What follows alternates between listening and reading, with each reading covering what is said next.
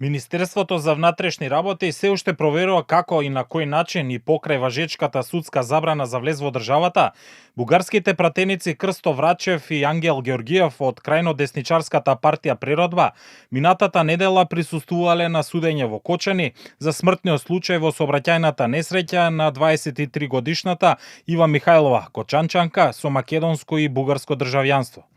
Од МВР велат дека случајот се истражува и дека се проверува дали имало пропуск кај граничната полиција и на кој начин овие бугарски пратеници успеале да влезат во државата. Иако од август минатата година имаат забрана за влез во Македонија, која произлегува од пресуда на Основниот суд во Битола.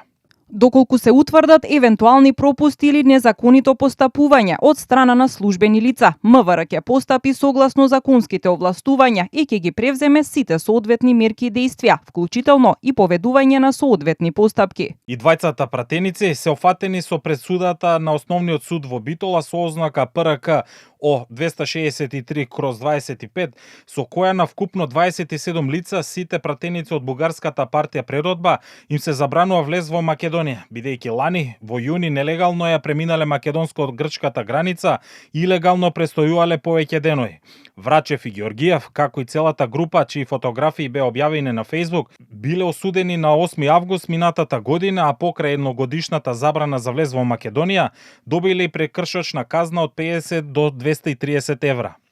Сепак, од Битолскиот суд, поради недостапност на лицата за односи со јавност, не успеавме да добиеме појаснување дали забраната за влез на бугарските пратеници важи и од моментот на сторувањето на прекршокот или од моментот на донесувањето на пресудата. Бугарските пратеници Крсто Врачев и Ангел Георгиев со објавени фотографии на Facebook потврдија дека биле во судницата во Кочани, а присуството го искористија за критики кон правосудниот систем во земјава и упатија порака до Европската Унија дека според нив македонската држава малтретира девојка што се самоидентификува како бугарка.